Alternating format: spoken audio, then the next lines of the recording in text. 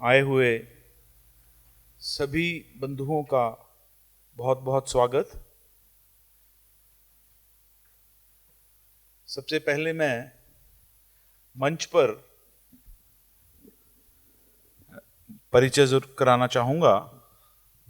तो मध्य में माननीय मोहन भागवत जी, परम पूजनीय सरसंघ चालक जी, राष्ट्रीय स्वयंसेवक संघ। आप पहले सरकार्यवाह के नाते दायित्व रहा आपके पास 2009 तक, और उसके बाद सरसंघ चालक जी के नाते जिम्मेवारी है। आप मास्टर ऑफ वेटरनरी साइंस हैं और 1974 से प्रचारक हैं। मेरे बिल्कुल साथ प्रोफेसर सीताराम व्यास जी,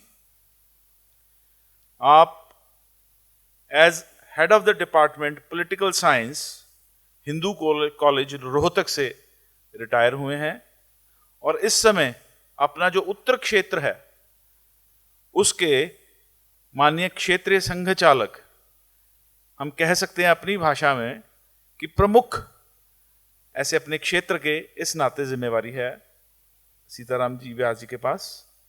और आखिर में माननीय इकबाल सिंह जी, आप एफसीआई से रिटायर्ड हैं और संगरूर में निवास है आपका, और इस समय पंजाब प्रांत के माननीय संघ चालक जी के नाते जिम्मेवारी आपके पास है।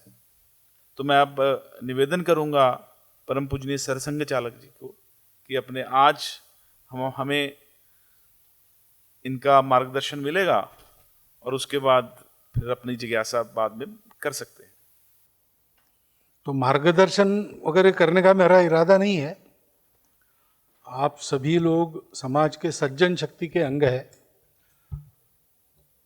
और अपना मार्ग खोजना आप सब लोग जानते हैं, ऐसी आपकी महिमा है। तो आपको विनम्र नमस्कार करते हुए मैं संघ के बारे में अधिक जानने के लिए अपना संवाद है,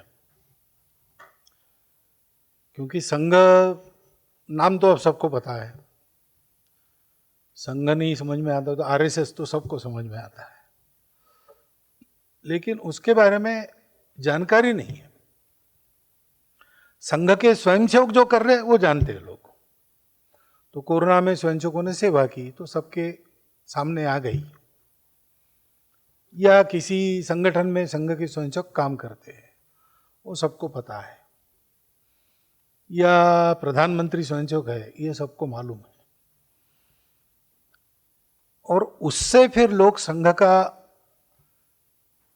अंदाजा लगाने का प्रयास करते हैं तो गलतफहमी होती है,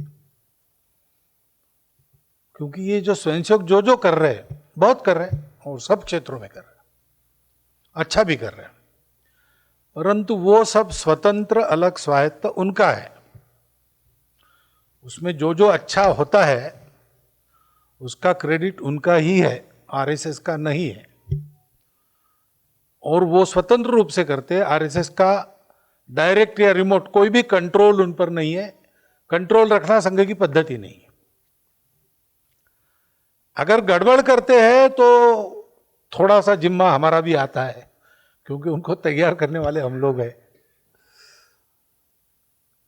तो स्वयंसेवक तो हमारा है, परंतु वो जो करता है वो संघ का काम नहीं, वो समाज के लिए जैसे सेवा करते हैं वैसे अनेक काम करते हैं।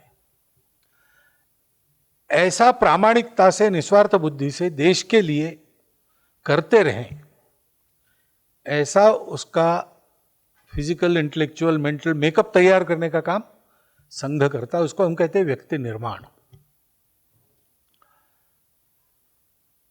तो उसको सीधा समझने के लिए संघ के अंदर आकर संघ को देखना ये सबसे अच्छा उपाय है, क्योंकि चीनी की मिठास क्या है इस पर ग्रंथ लिखे जा सकते हैं, लेकिन आधा चम्मच खा लेंगे तभी समझ में आएगी बात।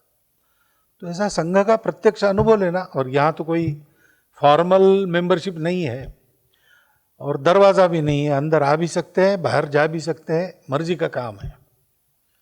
तो इसको आकर अंदर से देख लीजिए, अपना मन बनाइए, ऐसा ही हम कहते हैं, लेकिन अंदर आने के लिए भी जहाँ जा रहे हैं वहाँ गड़बड़ नहीं, इतना तो पक्का होना चाहिए मन में, तभी आदमी जाएगा देखने के लिए। तो उतनी भर जानकारी, जिज्ञासा आपकी शांत में कर सकता हूं, यानी तथ्य मैं बता सकता हूं। आपको कन्विंस करने के लिए कुछ नहीं बताऊंगा, जो है वो बताऊंगा, बाकी क्या सोचना वो आपका अधिकार है। तो थोड़ा सा बैकग्राउंड दूंगा, फिर संघ के बारे में जो आपको पूछना है, कुछ स्पष्टता करनी है तो आप पूछ सकते हैं। 1925 में संघ का काम शुरू हुआ। संघ के निर्माता डॉक्टर हेडगेवार थे। उस समय 35 साल के थे, लेकिन बचपन से ही उनका जीवन एक देशभक्त का जीवन था। बचपन से, यानी प्राइमरी स्कूल में जब थे तब भी उनके मन में देश, स्वतंत्रता, ये सारे विचार रहते थे। एक तो उस समय का वातावरण भी ऐसे ही था, तो उसके चलते वो स्वतंत्रता आंदोलन में सक्रिय रहे। क्रांतिकारकों के साथ भी उन्होंने काम किया। अनुशीलन समिति, जो ऑल इंडिया कोऑर्डिनेशन कमेटी थी क्रांतिकारकों की, उसके वो कोर कमेटी मेंबर रहे। और राजस्थान से आंध्र तक क्रांतिकारक कार्य ऑर्गेनाइज करना, ये उनका दायित्व था। सब करते समय उनके सबसे संबंध आए स्वाभाविक। तो सावरकर जी, लोकमान्य तिलक, डॉक्टर बाबा साहब आम्बेडकर, गांधी जी, सुभाष बाबू, भगत सिंह, चंद्रशेखर आजाद, राजगुरु, ऐसे सब लोगों से संबंध आए उनके, और चर्चाएं भी होती रही। उसमें से उन्होंने एक बात जान ली, और उनका भी वही ऑब्जर्वेशन था, निष्कर्ष था, कि जो काम हमने हाथ में लिया है वो आज ना कल होगा सफल, लेकिन ये काम बार बार न करना पड़े, इसके लिए समाज में कुछ बुनियादी सुधार आवश्यक है। क्योंकि अब स्वतंत्रता का ही मामला ले तो इतने प्रयासों और इतने बलिदान हुए, स्वतंत्रता मिलनी ही है, आज नहीं तो कल मिलेगी। परंतु हमारे देश पर किसी बाहर के आदमी ने चढ़कर आना, मुट्ठी भर लोग हजारों मील से आते हैं, हमसे कतई श्रेष्ठ नहीं है, लेकिन देखते देखते हमको जीत लेते हैं। ये तो पिछले 1000 साल में 7-8 बार हुआ। यानी शक, हूण, कुषाण, यवन, उसके बाद इस्लाम, उसके बाद ब्रिटिश। तो ये कोई पहले आक्रमण नहीं थे, ये आखिरी 2 आक्रमण थे। तो ऐसा क्यों होता है? बार बार आदमी आता है बाहर से, हमसे गया बीता है, हमारी बराबरी नहीं कर सकता, और संख्या में भी नहीं, और हजारों मील दूर से आता है, हमको जीत लेता है। ये क्यों होता है? तो उसका कारण है कि ये अपना पूरा भारतवर्ष हमारा एक देश है, इस भावना को हम भूल गए। ये भावना थी, और इसीलिए जिन जिन लोगों ने भारत के लिए प्रयास किए, वो किसी एक, यानी पुराने काल से, आप प्राचीन समय से आज तक की ये कहानी है कि भारत के लिए प्रामाणिकता से, निस्वार्थ बुद्धि से जिस किसी ने कुछ किया, वो जन्मे किसी एक प्रांत में थे, किसी एक भाषा के बोलने वाले, किसी एक पूजा को मानने वाले, लेकिन उन्होंने जो विचार दिया, उस विचार के स्थान पूरे भारत में है। जैसे पंजाब महत्व का है सिखों के लिए, वैसे पटना साहब भी महत्व का है, श्री सचखंड साहब भी महत्व का है, बीदर में भी है। तो ये सर्वत्र स्थान है पवित्र, बौद्धों के स्थान सर्वत्र भारत में, जैनों के स्थान सर्वत्र भारत में, 52 शक्तिपीठ पूरे भारत को अपनी छाया में लेते हैं। तो ये था, लेकिन हम भूल गए और आपस में लड़े। आपस में, क्योंकि हम इस एकता की बात को भूल गए, हम एक दूसरे से लड़ पड़े, एक दूसरे से भेदभाव से बरता हमने। तो संविधान सभा में संविधान देते समय डॉक्टर बाबा साहब आम्बेडकर के 2 भाषण है, उसमें से एक में उन्होंने ये इशारा दिया है कि अपने देश का इतिहास बताता है कि किसी बाहर वाले ने अपने ताकत पर हमको नहीं जीता है, लेकिन हमारे आपसी झगड़ों के कारण हम उसके मददगार बने, इसलिए हमारे। तो मूल एक बात है कि हम एक देश है, सनातन काल से एक राष्ट्र है। हमको एक इसलिए नहीं होना है कि हम अलग है, हम एक है इसलिए हमको एक रहना है। इस बात का विस्मरण हुआ, उसके कारण विघटन, फिर स्वार्थ प्रबल होता है, सारे दोष उसके कारण आते हैं। तो इस समाज को भेद की भावना मन में न रखने वाला, निस्वार्थ बुद्धि से देश के लिए जीने मरने की तैयारी रखने वाला, और ऐसा जीने के लिए कुछ क्वालिटीज भी आवश्यक होती है। सबको एक साथ काम करने का ये करना पड़ता है, ये सारी बातें करनी पड़ती है ना। तो उसको सिखाकर पूरे समाज को देश के लिए तैयार करना, ये काम जब तक नहीं होता तब तक इन सारी बीमारियों का एक परमानेंट उपाय नहीं होता है। और उपाय जिनके हुए हैं उनके कामों को पूरा करने वाला कुछ होता नहीं।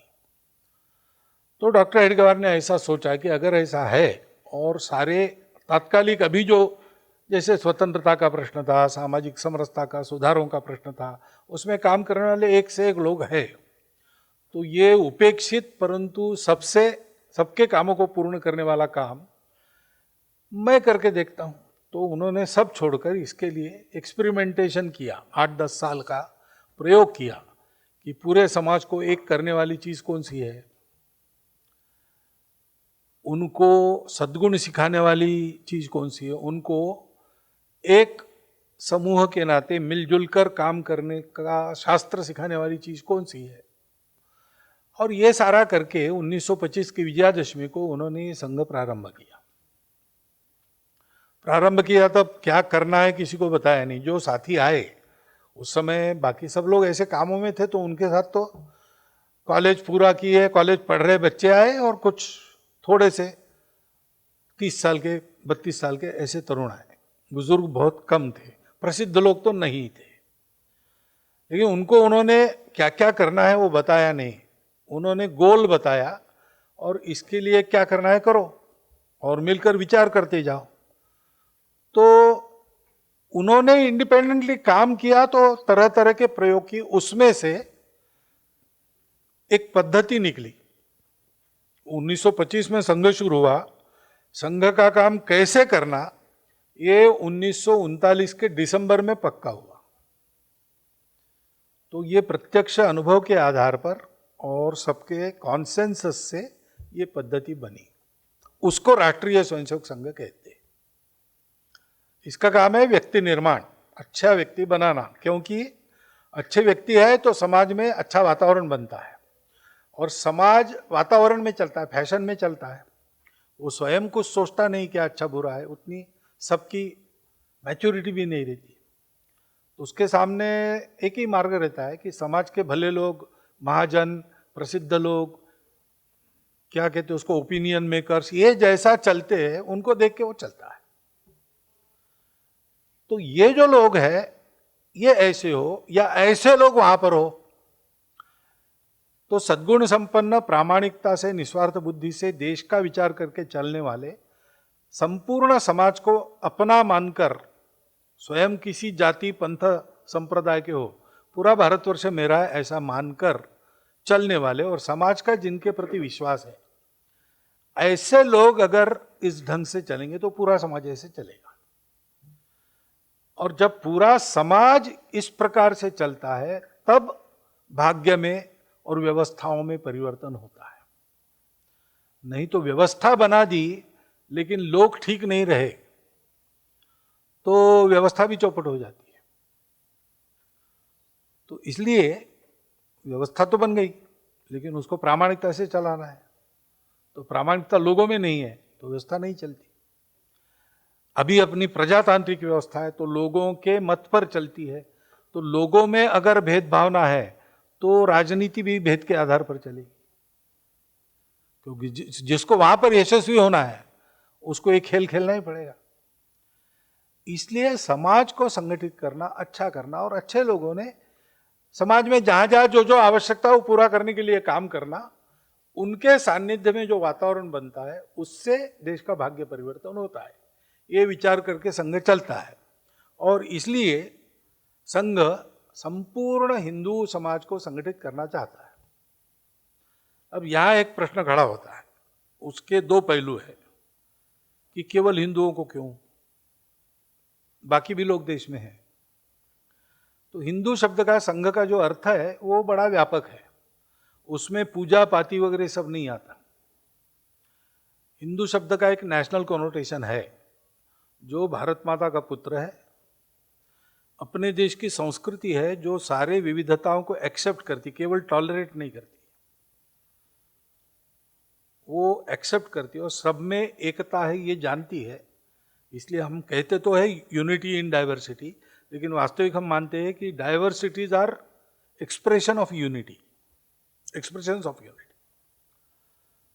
तो ये मानने वाली अपनी संस्कृति है, हम सब लोग उसमें ही बरतते हैं। हमको कुछ विशेष नहीं लगता, इतने सारे भाषा बोलने वाले, इतने देवी देवताओं वाले, इतने खान पान रीति रिवाज वाले हम लोग हैं। तो आज नहीं है, हम तो सदियों से ऐसे हैं। तो वो संस्कृति है, और इसको चलते रखने के लिए, सुरक्षित रखने के लिए हमारे यहाँ त्यागी परिश्रमी महापुरुषों की, बलिदानियों की परंपरा चली है। इतिहास में उन लोगों के प्रति हमारा गौरव भाव है। ये तीन बातें हमको जोड़ती है, उसको हम हिंदुत्व कहते हैं। और दूसरी बात ये भी आती है, दूसरा पहलू, कि आप लोग सबको हिंदू बनाना चाहते, तो ऐसा बिल्कुल नहीं है, क्योंकि वो बनाने से हिंदू बनता नहीं है। वो होता है, इस देश में पैदा होता है, ये सब विरासत में उसके पास आता है। तो किसी को कुछ बनाना नहीं है, क्योंकि सबकी अपनी अपनी जो आइडेंटिटी है, भाषा की हो, पूजा की हो, खान पान रीति रिवाज की हो, वो यहाँ केवल टॉलरेटेड नहीं, एक्सेप्टेड है और रिस्पेक्टेड है, सबका अवसर है। तो शब्दों का एक झगड़ा खड़ा होता है, संघ उसमें पड़ता नहीं। इसी अर्थ से जिसको भारतीय कहना वो भारतीय कहे, हमको कोई ऑब्जेक्शन नहीं।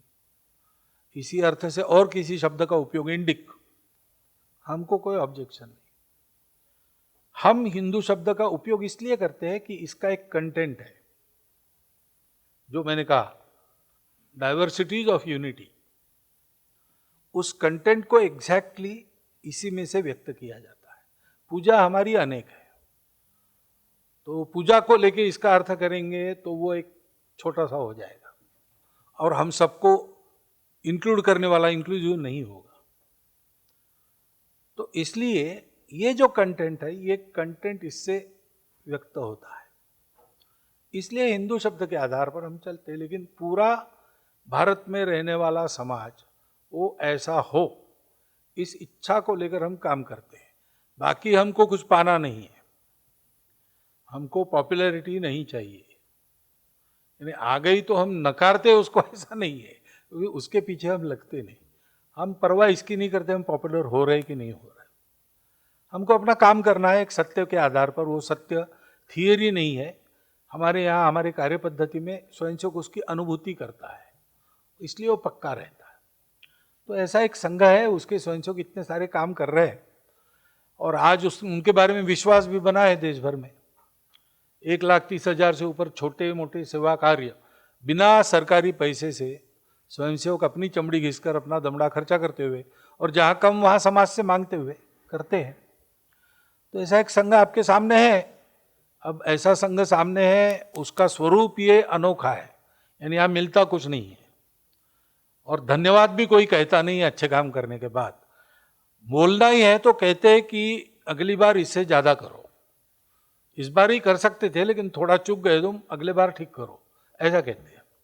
और मिलता जुलता कुछ है नहीं, फिर भी इसमें लोग काम कर रहे, पीढ़ी दर पीढ़ी कर रहे हैं, और ये संघ बढ़ रहा है।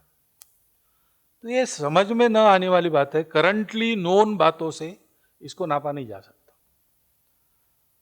इसलिए भी प्रश्न रहते हैं, क्योंकि वास्तव में हम लोग भी संघ में है, अनेक वर्षों से है, लेकिन हम अधिकाधिक संघ को नित्य निरंतर समझने का प्रयास करते रहते हैं।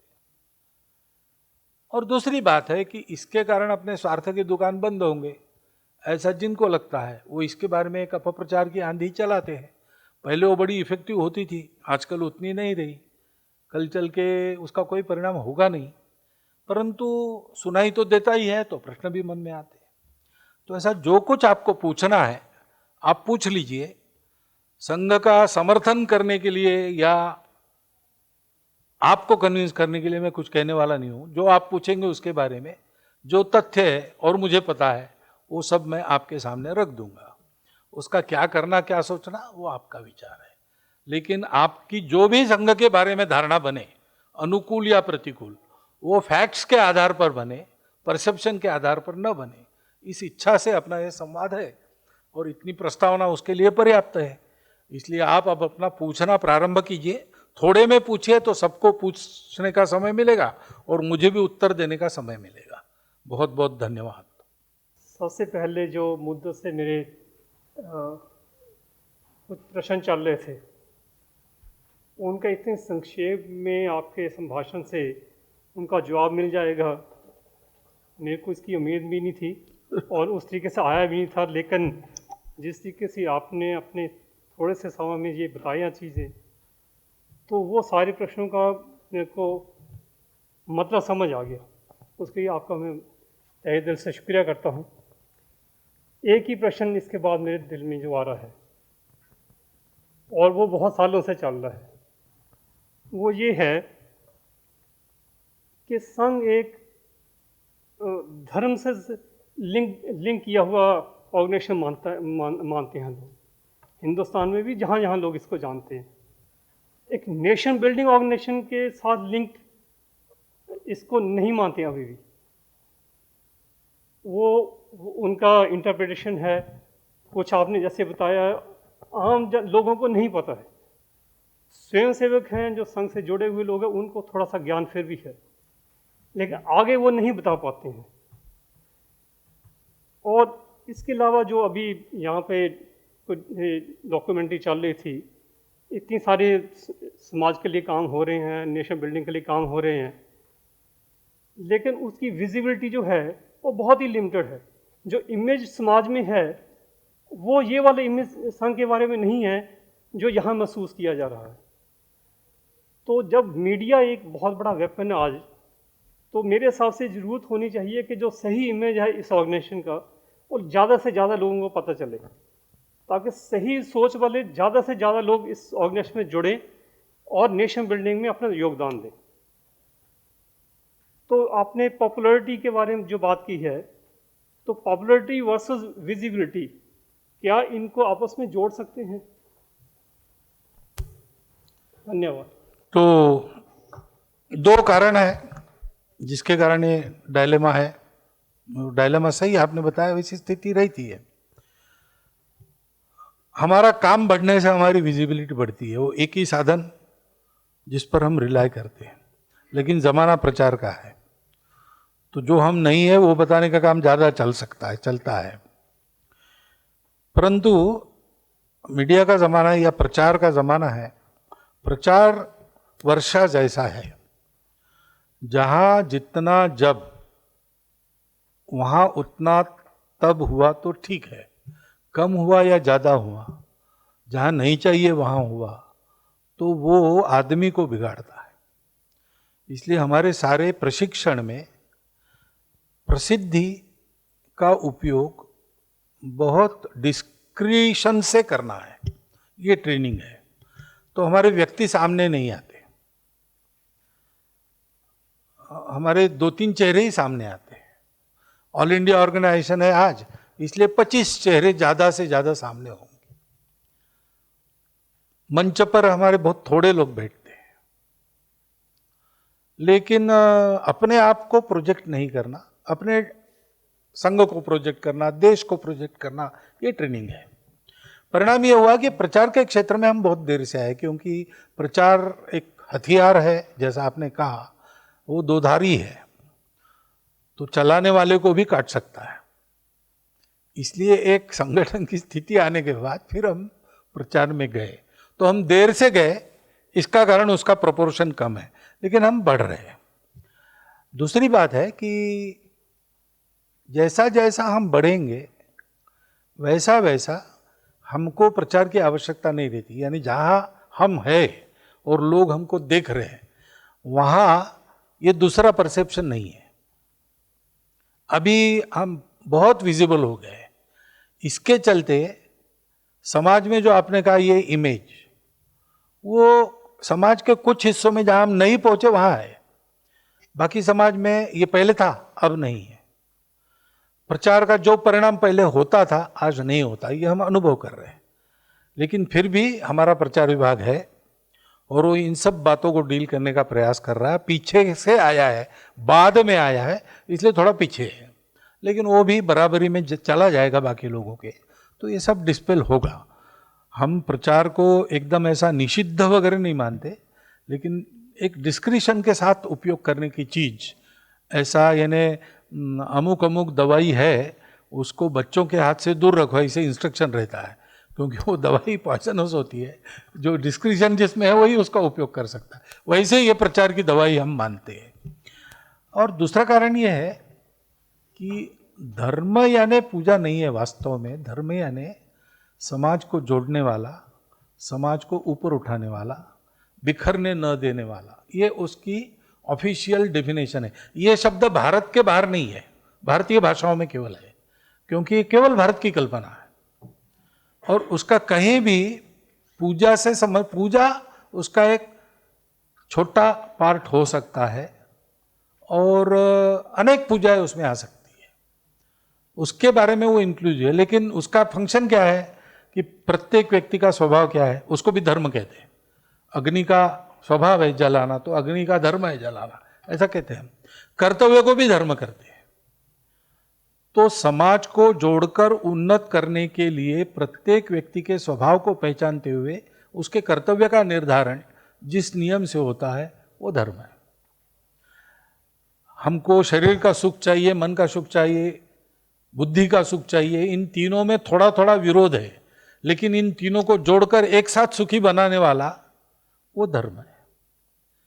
वो एक बैलेंस है जिसके कारण विकास और पर्यावरण का झगड़ा नहीं होता। आज चल रहा है, तो धर्म अगर आ गया तो विकास भी होगा, पर्यावरण भी होगा, मनुष्य, मानवता और सृष्टि तीनों का एक साथ विकास होगा। ये जो जोड़ने वाला तत्व है वो बैलेंसिंग फैक्टर है और सबको एक साथ सुखी करने वाला, सर्वत्र का भला ऐसा हम यहाँ कहते हैं, वो जिससे होता है उसको हम धर्म। संघ उस धर्म के साथ अभिन्न रूप से संबद्ध है। पूजा वगैरह आप संघ की शाखा में आइए, कोई एक पूजा वहाँ पूजा वूजा होती नहीं है, वहाँ केवल भारत माता की जय होता है, महापुरुषों की कहानियाँ चलती है। अपने देश में जो परंपराएं हैं, अनेक पूजाएं हैं, तो जहाँ जहाँ जैसी पूजा है वहाँ वहाँ वैसे चलता है, उसका कोई आग्रह नहीं रहता। हमारे स्वयंसेवक को तुम पूजा ऐसी करो ऐसी करो ये नहीं होता है, उसको होता है कि सब लोगों को साथ लेकर चलो, सब लोगों के साथ चलो और प्रामाणिकता से निस्वार्थ बुद्धि से रहो। तो इसलिए, लेकिन ये पता चलना चाहिए, इसलिए दो ही रास्ते हैं प्रचार, वो धीरे धीरे हम कर लेंगे। लेकिन मुख्य बात है कि जो प्रचार है उसके पहले उसका उदाहरण हमारे स्वयंसेवक का जीवन बनना चाहिए, तो हमारी विजिबिलिटी जैसी बढ़ती है ये सारी बातें डिस्पेल हो जाती है उसके कारण, ऐसा हमारा अनुभव है।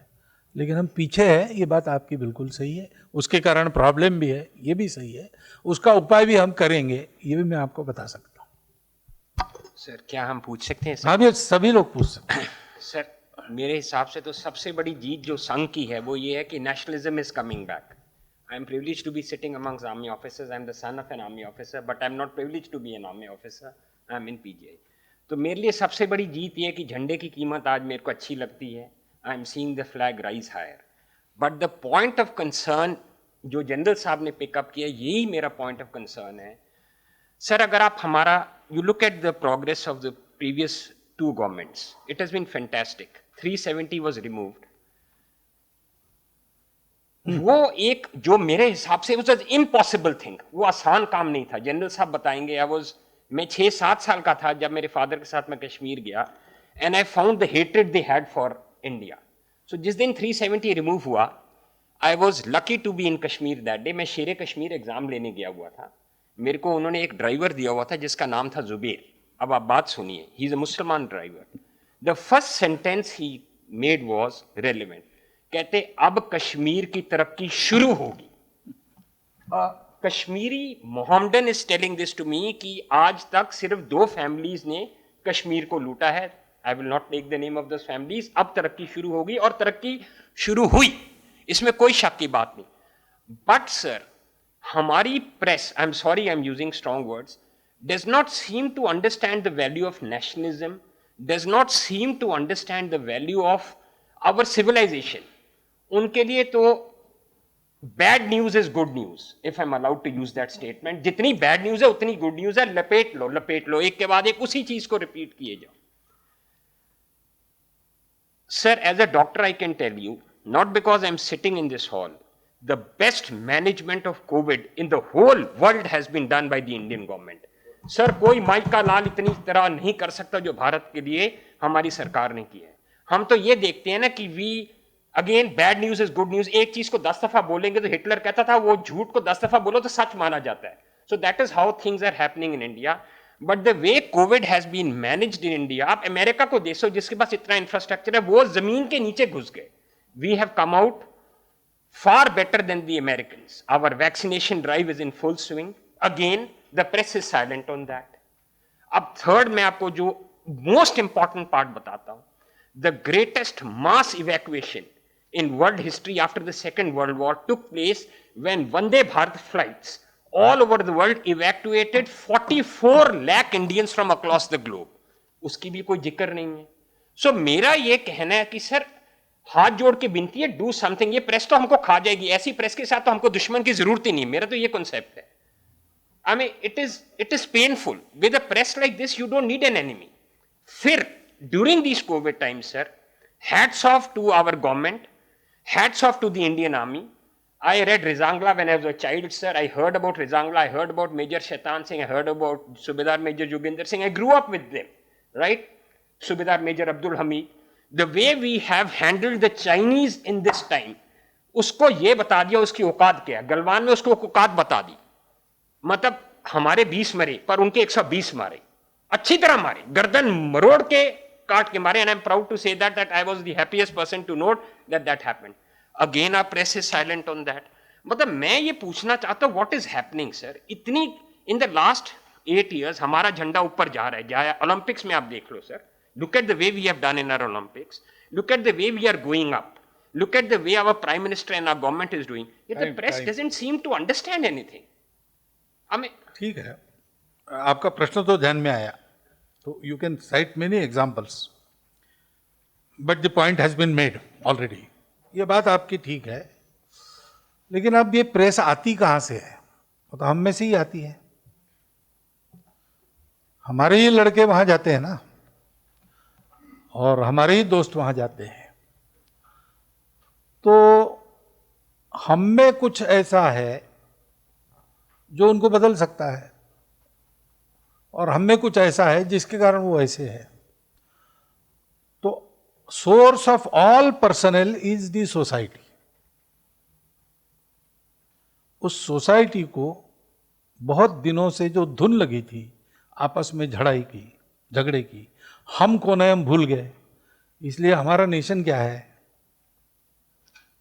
ये हम भूल गए. तो ये सारी बातें जैसे जैसे समाज को याद आएगी वैसे वैसे सुधार होगा.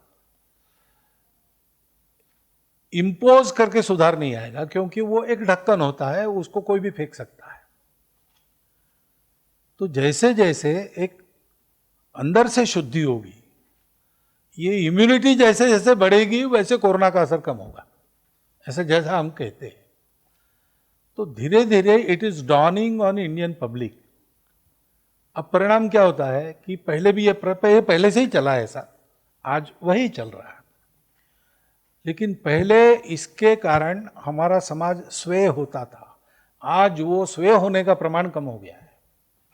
मुझे दिल्ली में ऐसी ही गपशप मीडिया हाउसेस के प्रमुखों के साथ थी. 7-8 मीडिया हाउसेस से प्रमुख लोग थे. तो ऐसी गपशप चली, संघ के बारे में बताया मैंने. अंत में उन्होंने कहा हमको एक आपको पूछना है. तो मैंने कहा पूछिए. तो भागवत जी, संघ की क्रेडिबिलिटी दिन ब दिन बढ़ रही है और हमारी क्रेडिबिलिटी 0 पर आ गई है. तो उसको रिस्टोर करने के लिए अगर कुछ आप सुझाव दे सकते तो दीजिए. नहीं करना, नहीं रिस्टोर. हाँ नहीं जीरो ही रहे, उनकी जीरो रहे। मैंने क्या कहा, देखिए मैंने क्या कहा कि आप सब कुछ निगेटिव देते हो, उससे 40 गुना अधिक पॉजिटिव होता है, ये फैक्ट है, वो आप देते नहीं हो, इसलिए पब्लिक देखती है कि पॉजिटिव ज़्यादा हो रहा है और ये निगेटिव बोल रहे हैं, तो आपकी क्रेडिबिलिटी डाउन हो गई, इसको ठीक कीजिए।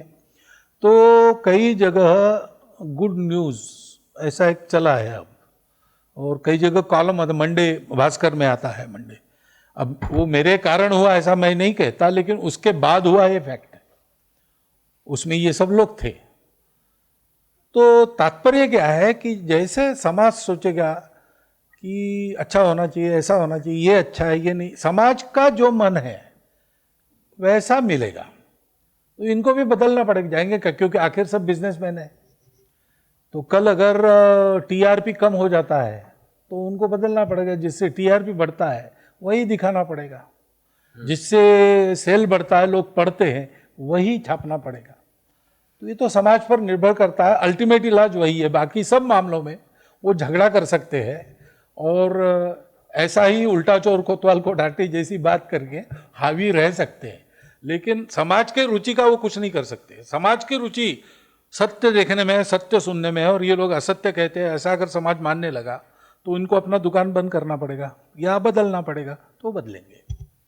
तो ये होगा धीरे धीरे, ये भी हो रहा है। अभी मैं जम्मू से ही आ रहा हूँ, तो पूरा मीडिया, मेरा एक पब्लिक प्रोग्राम था, वहाँ भाषण भी हुआ, जो मैं बोला वही छापा है, कुछ डिस्टॉर्ट नहीं किया है, और एक की भी निगेटिव कमेंट नहीं है।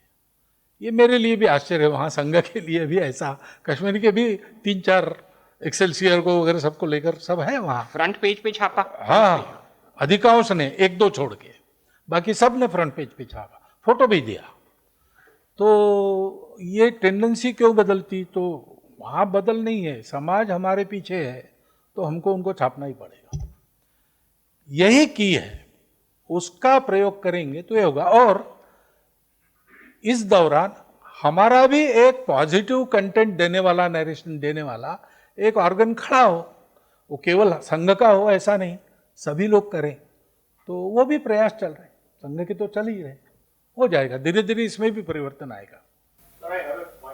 प्लीज जो संघ के बारे में है, ये जो आम आदमी है या जो सो कॉल्ड एलीट है, वो अपने आप को संघ से जोड़ना एक थोड़ा सा जो है अच्छा नहीं मानते।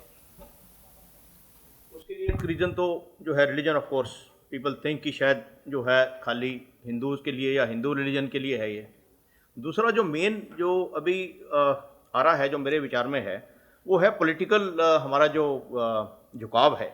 अभी सोच रहे हैं कि सिर्फ जो बीजेपी वाले हैं वही संघ के साथ जाएंगे, जो बाकी जो हैं 70% लोग जो हैं वो बीजेपी में नहीं हैं, तो उनको कैसे साथ में लाया जाए? क्या ऐसा कुछ हो सकता है कि जिसमें एक संघ, ऐसी जो संस्था है भी ऐसी संस्था, उसके रूप में इसको प्रतिष्ठित किया जाए कि आप despite your differences, political, religious, colour, जो भी डिफरेंसेस हैं आपके, वो छोड़ के आप संघ में शामिल हों अपने देश के लिए, अपने जो है सबके भले के लिए। जो है एक ऐसी जो है हमारी जो है मानसिकता और हमारी जो इमेज है इस टाइप की अगर बने, तो उसके लिए क्या किया जा सकता है?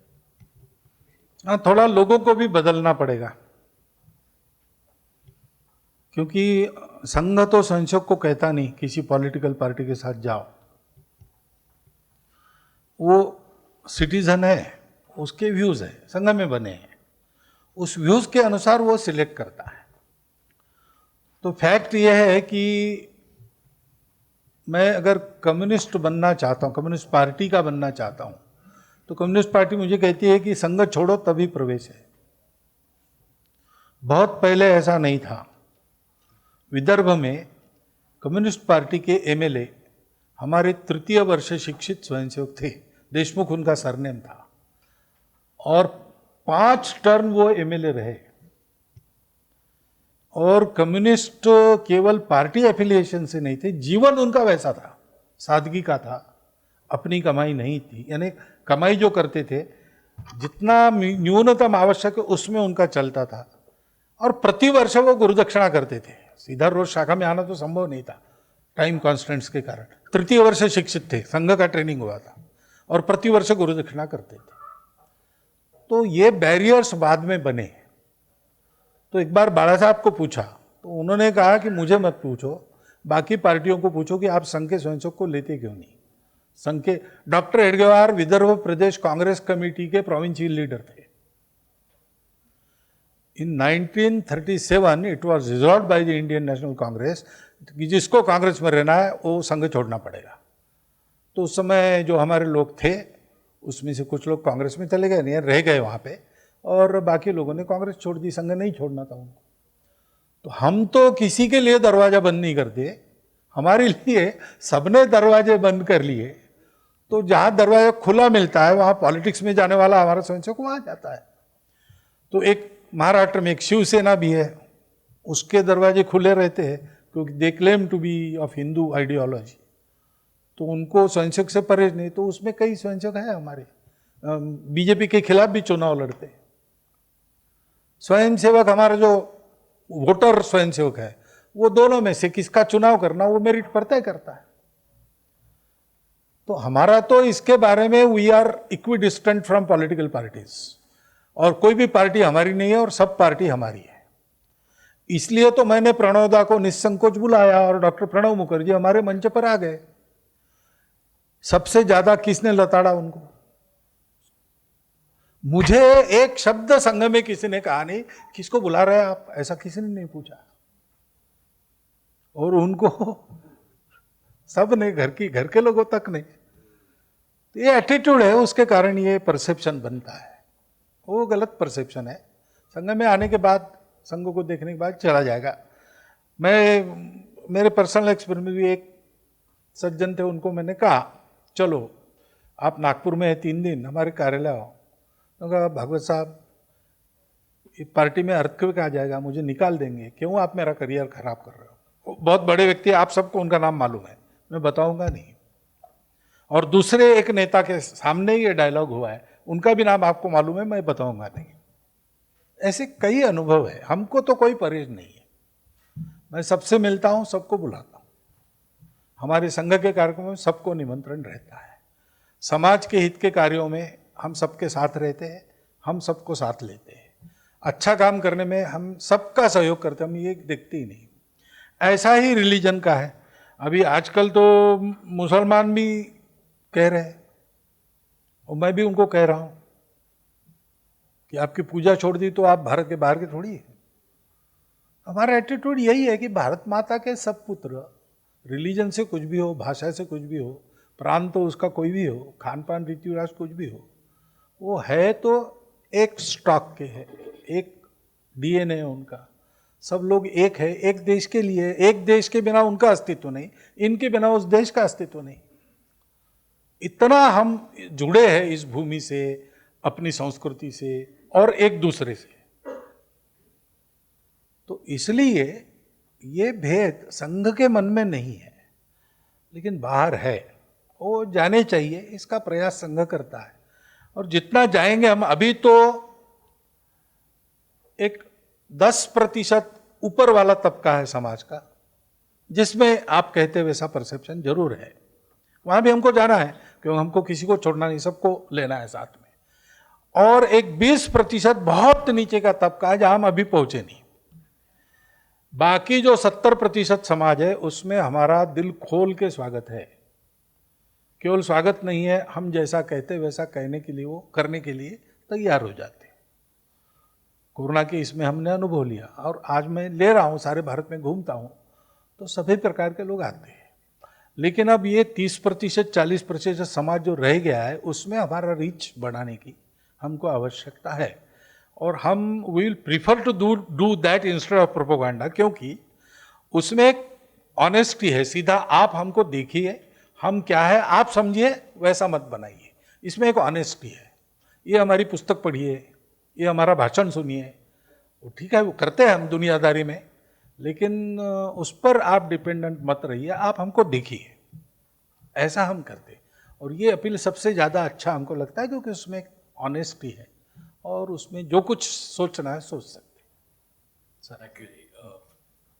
मेरा एक सवाल है, बड़ा अच्छा उन्होंने बताया अभी नेशनलिज्म के बारे में, और जनरल साहब ने, डॉक्टर साहब दोनों ने बोला, स्थिति ये है इस वक्त कि डेमोक्रेसी प्रिंसिपल्स हमारे बहुत अच्छे थे, लेकिन जो ऑपोजिशन रोल प्ले कर रहा है, एक फ्रैक्चर्ड डेमोक्रेसी आ गई है जिसमें ऑपोजिशन बहुत ज़रूरी है, लेकिन उनको इनेबलर होना चाहिए, ना कि डिसेबलर। ये बहुत ही महत्वपूर्ण चीज़ है और मेरे ख्याल इस चीज़ को एड्रेस करना चाहिए। दूसरा जो है, कॉन्स्टिट्यूशन सबने नहीं पढ़ी है, लेकिन फिर भी सबको फंडामेंटल राइट सबको पता है। एक आर्टिकल है 51A जिसमें फंडामेंटल ड्यूटीज हैं, वो किसी को नहीं पता।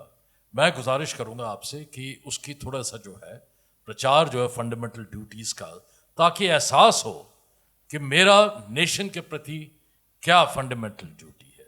तीसरी चीज, अगर हो सकता है जी आपके माध्यम से, इस वक्त आप देखते हैं कि नेशन में एरोगेंस ऑफ द यूथ इतना बढ़ गया है कि जो चाहे आप, रोड रेज होती है, पिस्टल निकाल लेंगे, गोली चला देंगे, किसी पे गाड़ी चढ़ा देंगे, क्योंकि अकाउंटेबिलिटी नहीं है।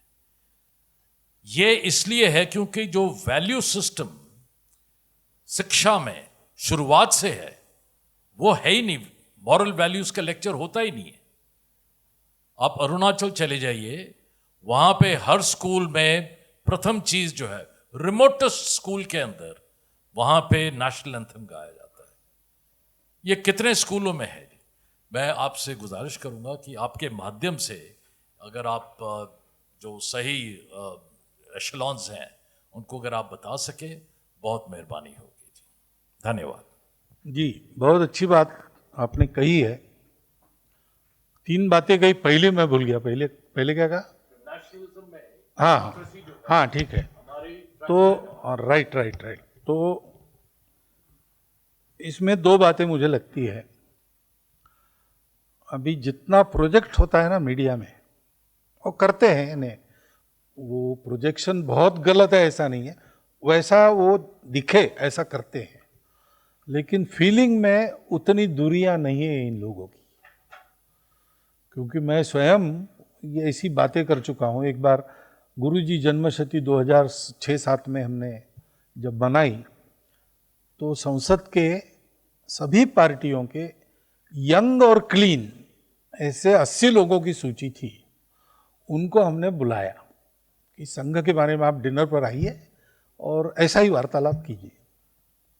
तो उसमें 7 पार्टियों के 18 लोग आए थे। बाकी 20 लोगों ने, क्योंकि उनके एंगेजमेंट्स पहले से थे, वो नहीं आ सके, लेकिन 18 लोग आए थे। उसमें सब पार्टियों के लोग थे। कांग्रेस थी, समाजवादी पार्टी थी, दक्षिण की पार्टियां थी, तो ये थे।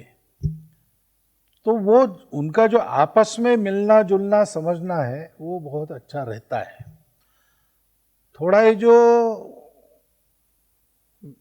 क्या कहते हैं उसको, बड़ी बिटर कंपटीशन फॉर चेयर, इसको उनको कम करना पड़ेगा। राजनीति में हमको ये बात ठीक है कि राजनीति में सत्ता प्राप्त होने के बाद ही कुछ कर सकते हैं, लेकिन सत्ता प्राप्ति ये गोल नहीं है, साधन नहीं है। उनको समझना चाहिए केवल सत्ता प्राप्ति के लिए किसी भी हद तक गिरना ये ठीक नहीं है। ये समझाना पड़ेगा।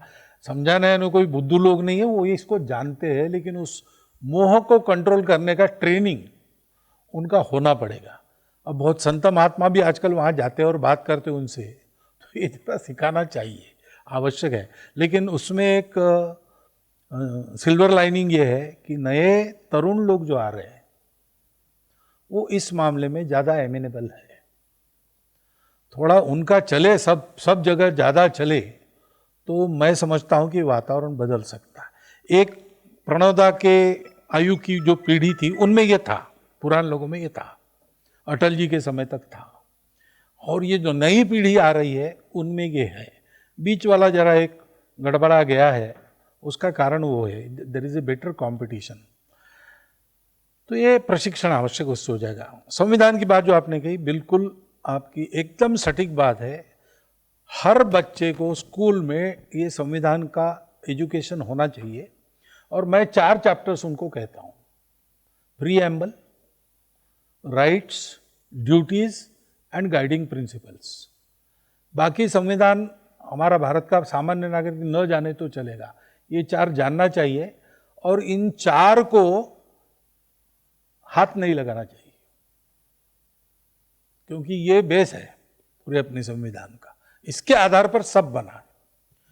तो इसको सबको सिखाना चाहिए। तो विद्या भारती के 23-24 हज़ार स्कूल्स चलते हैं।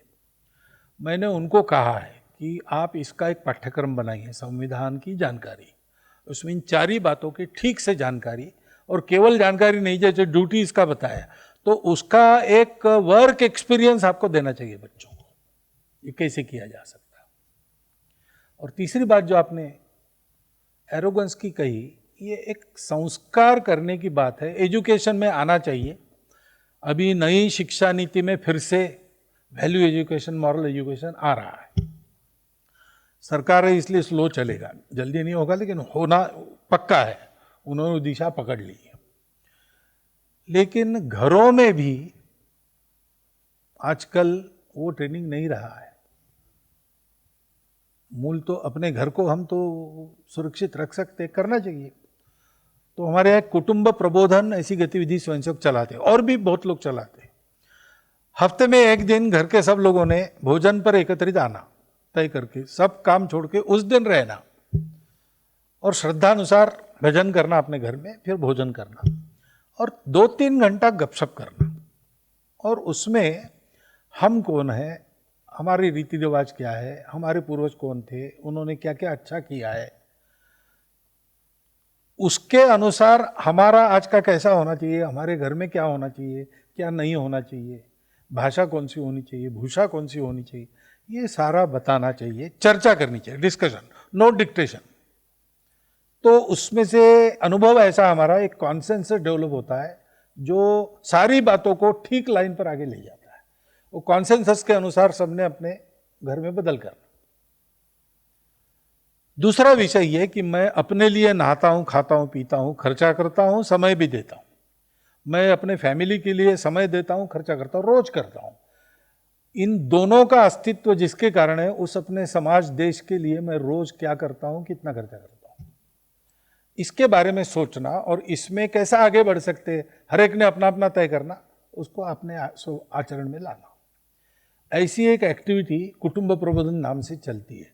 वो एक्टिविटी में नहीं आए आप तो भी अपने घर में इतना तो शुरू ही कर सकते हैं। हम अपने घर के मालिक हैं, हम कर सकते हैं कॉन्सेंसस से, क्योंकि अभी पेरेंट्स का भी उदाहरण नहीं रहता उनके सामने, बच्चों के सामने डायलॉग भी नहीं है। सबके पास मोबाइल है, घर में जाने के बाद सब लोग अपने मोबाइल पर देखते रहते हैं, आपस में बात ही नहीं करते। यानी एक हफ्ता बच्चा क्या कर रहा है, पिताजी को पता नहीं, माताजी को पता नहीं, पिताजी माताजी कहाँ है बच्चों को पता नहीं, ही डजंट केयर। और जब ड्रग वगैरह में पकड़ा जाता है तब पता चलता है कहाँ गया था बच्चा। ऐसी स्थितियाँ कई परिवारों में आज हो गई। इसको ठीक करना चाहिए। और समाज के वातावरण में कई उत्सव वगैरह अपने होते हैं, उसमें इन बातों का पब्लिक एजुकेशन, ये हमारे जैसे जो समाज के महाजन हैं उनको बुलाया भी जाता है ऐसे कार्यक्रमों, इनॉग्रेशन में, कई प्राइज डिस्ट्रीब्यूशन में बुलाते हैं। हमने इन बातों को एक यानी थॉट प्रोवोकिंग नरेशन में रखना चाहिए, डिक्टेट के रूप में नहीं रखना चाहिए, ना तो रिएक्शन होती है। लेकिन विचार को गति देने के लिए अगर रखा गया तो इसका परिणाम होगा। तो वो नीति आएगी, उसमें ये शिक्षा में ये आएगा, उसको ज़रा समय लगेगा, लेकिन तब तक ये तो हम कर ही सकते हैं और वो करना चाहिए, ऐसा हमको लगता है। I just have 1 or 2. हाँ जी, अब एक, बाद में 2 और इधर 3, बाद में 4। सर, आपने बोला था diversity and unity, but the Sangh generally been identified as an organisation of the Hindus and Hindutva. What efforts is the Sangh doing to make it a more inclusive organization? Lots of people, even I am aware of what the good work Sangh does in lots of fields and areas. Why doesn't Sangh make an effort, say, of a more inclusivity in Muslim-dominated districts of the nation. You may be doing nation building there, which doesn't come out. We are not aware of. So, what efforts is the Sangh doing to make it a more inclusive organization like our country is? It is already all inclusive organization. मुझे ऊना जाना था एक बार, आप में से कोई रहे होंगे, रामेश्वर जी रहे होंगे शायद, रोपड़ में उतरे थे, अल्पाहार किया था, रोपड़ में ब्रेकफास्ट लेके आगे बढ़ना ऐसा था, स्टेशन पर ही उन्होंने लाए थे पराठे वराठे। तो एक मुसलमान सज्जन खड़े थे, थोड़े सुबह बिस्तर में से उठकर आए होंगे, क्या क्या पता नहीं, थोड़ा वेश वगैरह बहुत ठीक ठाक नहीं था। तो बाद में चाय होने वाली थी, वो तो दुकान से आने वाली, तो मुझे लगा ये चाय वाला वगैरह होगा, पास में खड़े थे। ब्रेकफास्ट के बाद स्वयंसेवकों का परिचय हुआ, ये भी थे, उन्होंने अपना परिचय दिया, क्या नाम बताया याद है क्या, इब्राहिम खान या ऐसा कुछ, रशीद ऐसा कुछ बताया, और अमुक अमुक शाखा का स्वयंसेवक ऐसा उन्होंने कहा। तो मैंने कहा आप कब से स्वयंसेवक है? तो बोले 1946 से स्वयंसेवक। मैंने कहा मुझे आप लगा चाय वाला लेके आए, तो बोले चाय, मेरी चाय की दुकान है, मैं चाय लेके ही आया हूँ, लेकिन मैं चाय वाला इसलिए नहीं आया हूँ, मैं हूँ स्वयंसेवक संघ का। तो हमको सूचना मिली कि सरसंघ सरकारेवा आता था, सरकारेवा जाने वाले हैं, इसलिए आए। ऐसे हमारे सब प्रकार के स्वयंसेवक देश भर में है, मिलती भी, हम उसका डंका नहीं बजाते, क्योंकि हम सबको एक के नाते देखते, एक के नाते पुकारते, एक के नाते आवाज देते। अगर हम ये गिनती करने लगे तो फिर हम में भी ये सारी बातें घुस जाएगी। हमने शुरू तो यहाँ से किया कि हम कोई भी जाति हो हम एक है, ऐसा नहीं कहना, हम एक है इतना ही कहना, कोई भी जाति हो याद ही नहीं करना, कोई भी उपासना हो, हम कोई भी उपासना रहती है, कोई भी, हम एक है यही बोलना, बड़ी लाइन खींचो, ये हमारा तत्व है। वो थोड़ा स्लो चलता है लेकिन वो परमानेंट होता है। तो ऐसे अनेक जगह हमारे मुसलमान स्वयंसेवक है, ईसाई स्वयंसेवक है, कार्यकर्ता है, दायित्वधारी है, हमारे ट्रेनिंग कैंप्स का ट्रेनिंग लिए हुए भी लोग हैं, लेकिन हम उनकी गिनती नहीं करते और डंका नहीं बजाते, इसलिए हम जरा स्लो चलते हैं।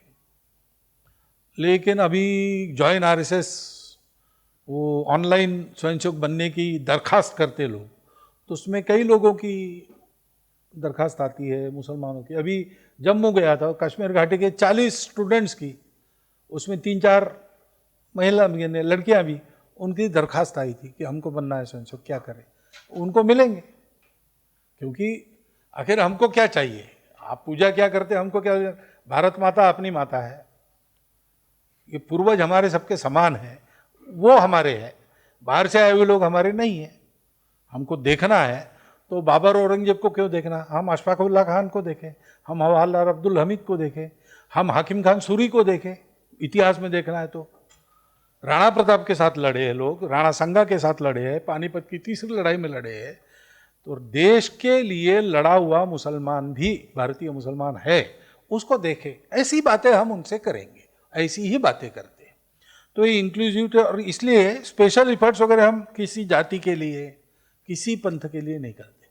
हम वैष्णव के लिए, शैवों के लिए कुछ नहीं करते, ब्राह्मण हरिजन तेली के लिए कुछ नहीं करते, ऐसा इनके लिए भी कुछ नहीं करते। सबको हिंदू के नाते बुलाते, हिंदू के नाते वो आते हैं, हम पूछते नहीं। उसकी विशेषता है, उसका हमारा सम्मान रखते हैं, उसको हम मिटाते नहीं कभी।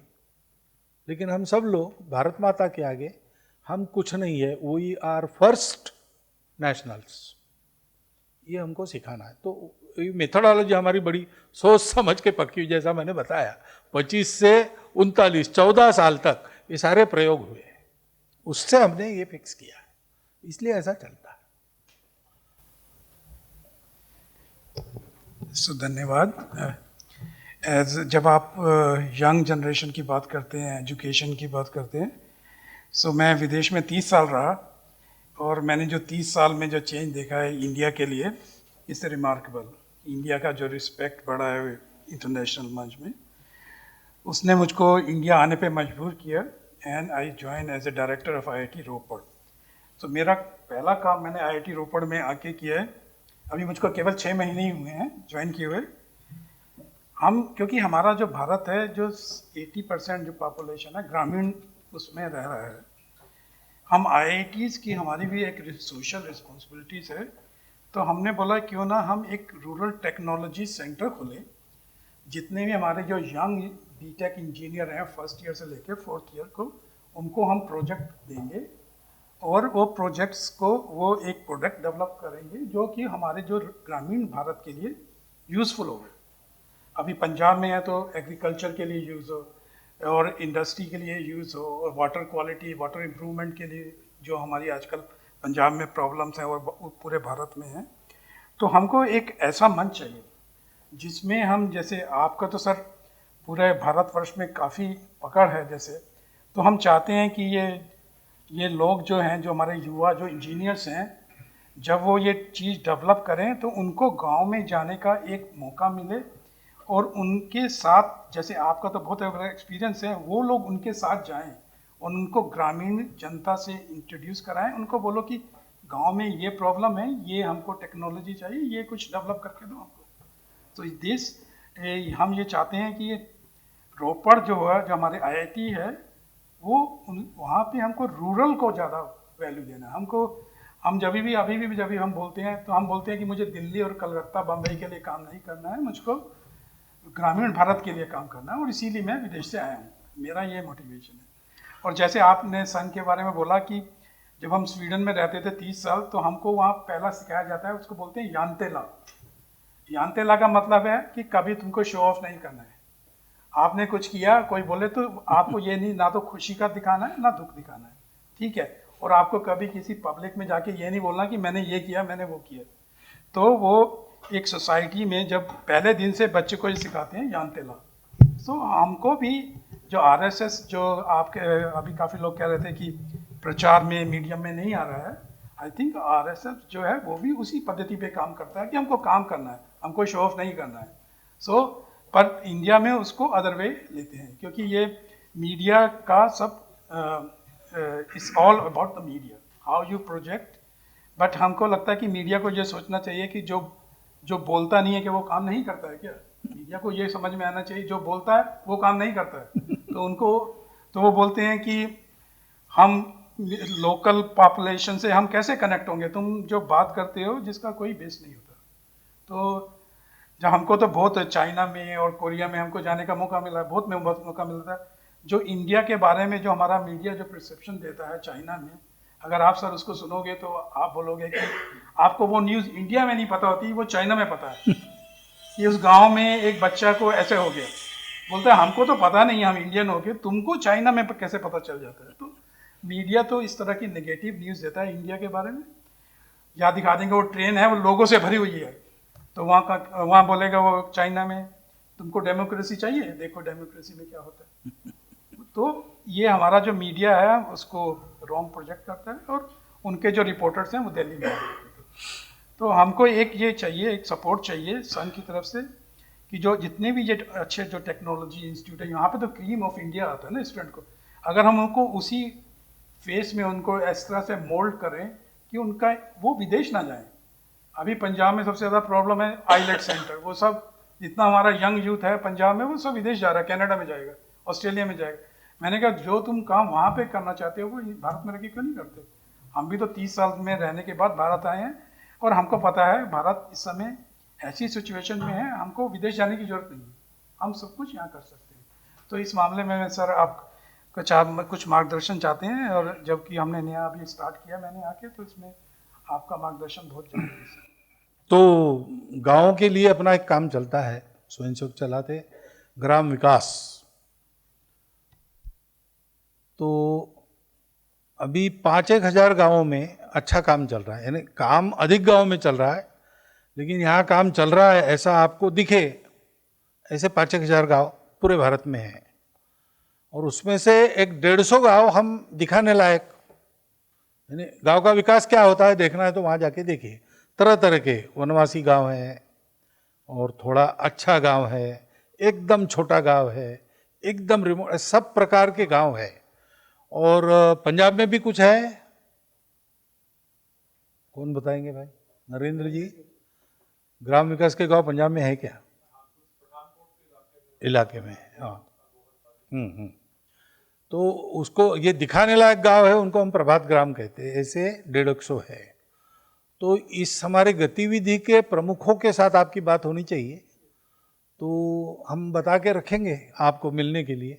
एक डॉक्टर दिनेश जी है, वो आएंगे, तो मिला देना, तो ये गठजोड़ हो जाएगा। तो पूरे भारत में कहाँ जरूर है, जहाँ जहाँ आप जा सकते हैं जाइए, देखिए। और हम ऐसा भी करते हैं, आईआईटी के लोग वगैरह इनको लेके जाते हैं वहाँ पे कई बार, 8 दिन का आउटिंग उनका छुट्टी के दिनों में। वहाँ जाओ, उनके साथ उनके जैसा रहो, और वहाँ क्या कर सकते हो 8 दिन में वो करके आओ टेक्नोलॉजी की दृष्टि से। ऐसी भी कई बातें हम करते हैं, तो उसकी ज़रूर आपको मिलेगी। और बाकी तो ठीक ही है जो आपने बताया। एक मैं आपको बता देना चाहता हूँ, और ये ट्रेंड अब बना है, जैसे आप आए, नई पीढ़ी भी छोड़ के आ रही। अभी दिल्ली में मुझे मिले 5-6 लोग मिले, सब अलग अलग, एक दूसरे से अपरिचित, लेकिन छोड़ कर आए वहाँ से। 5-1 साल हो गए। शायद चंडीगढ़ के भी एक सज्जन प्राध्यापक थे, उस दिन आप थे क्या? नहीं थे। तो उनको मैंने पूछा कि मैं बताता हूँ संघ के बारे में, पहले आप बताएं आप आए कैसे वापस। उन्होंने कहा देखिए हम 10-1 साल में हमने कुछ अच्छे सेट हो गए वहाँ, सब सुविधाएं वगैरह वहाँ बहुत अच्छी है, लेकिन हमको एक दिन लगा अपना देश तो अपना देश ही होता है, इसलिए हम वापस आए। और अब 6 साल से हम यहाँ हैं। बाकी जो कठिनाइयाँ हैं वो तो है ही, लेकिन अभी तक हमको पश्चाताप नहीं हुआ वापस आने का। अच्छा लगता है। तो ये एक ट्रेंड बना है, छोड़ कर युवक आते हैं, यहाँ अपना बनाते हैं, अथवा बनाने की इच्छा छोड़कर किसानों में जाके खेती सिखाएंगे, कहीं जाकर स्कूल में लग जाएंगे। अभी श्रीधर वेम्बू है जो वाले, वो आ गए अमेरिका छोड़कर भारत, यानी कंपनी तो उनकी थी, और वो जाके एकदम एक रिमोट विलेज में जाकर बैठ गए तमिलनाडु के। उसमें स्कूल, उसमें बच्चों के पढ़ने की व्यवस्था, इसमें साइकिल पर घूमते हैं, वहीं रहते हैं। अपनी कंपनी का हेडक्वार्टर भी वहाँ लेके आए हो। तो ऐसा एक ट्रेंड एक वो भी चला है, और बहुत आशादायक बात है कि ये होगा। धन्यवाद। 1 मिनट, यहाँ से यहाँ आएंगे फिर आपके पास आते हैं, प्लीज। हाँ, नंबर नहीं वो, हाँ मैम। बहुत अच्छा लगा आज वननेस का मीनिंग समझकर, और एक action speaks louder than words होता था ना, सुनते थे हम कि action speaks louder than words, तो वही हुआ।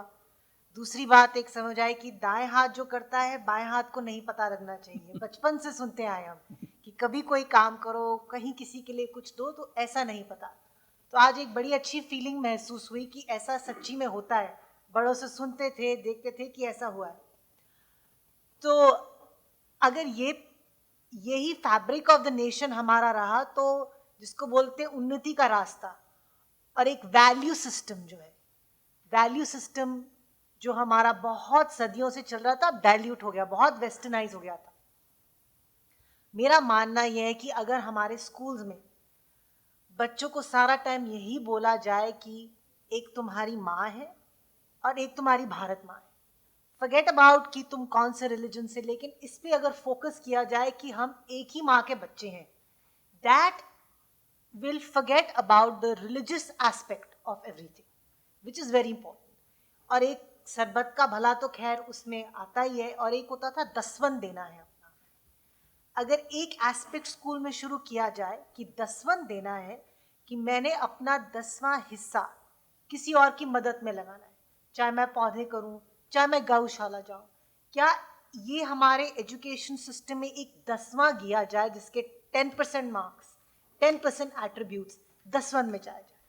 बिकॉज ये जो वननेस मुझे आज महसूस, मैं आपको शायद, मेरे को समझ भी नहीं आ रहा था कि मेरे को संघ का मीनिंग क्या है, वाई आई एम हियर, क्यों मैं जा रही हूँ, लेकिन मैंने कुछ बहुत इंटरेस्टिंग चीज़ें पढ़ी, देखी। इनोवेशन, स्पेशली इन्वेंशंस, इनोवेशंस, अपने साइंटिस्ट को देखा है आगे बढ़ते हुए जो पहले कभी नहीं हुआ।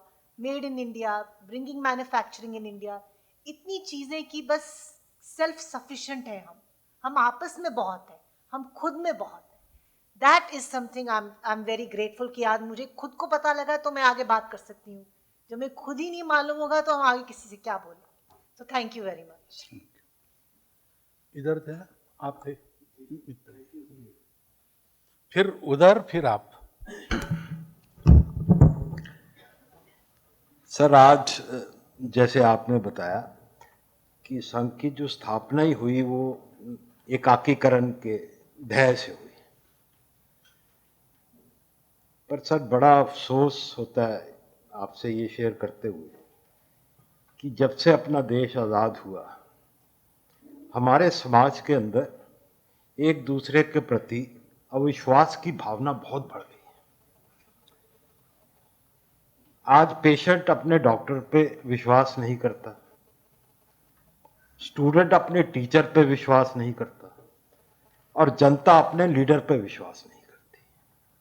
और ये जो अविश्वास की भावना सर, ये इतनी गहरी चली गई कि आज के जो नौजवान लोग हैं उनको अपने देश तक पे भी विश्वास नहीं है, सिस्टम पे विश्वास नहीं है. तो दिस फीलिंग जो समाज के अंदर आ गई सर, इसको दूर करना बहुत ज़रूरी है और संघ इसके लिए कुछ कर रहा होगा या हम क्या कर सकते हैं, इसमें अगर आपका मार्गदर्शन होगा तो बहुत फायदेमंद होगा सर. तो अविश्वास नाम की चीज नहीं होती, विश्वास की कमी ये चीज होती है. जी. जैसे अंधेरा नाम की चीज नहीं है, प्रकाश की कमी ये चीज है. तो एक दिया जलाएंगे तो उतना तो उजाला होगा. तो हम सबको इस विश्वास को मन में लेकर सब बातें करनी चाहिए. दूसरा, जितना आप कहते उतना अंधेरा नहीं है, क्योंकि इसमें भी बहुत उदाहरण है. अब कोरोना के समय देखिए जी.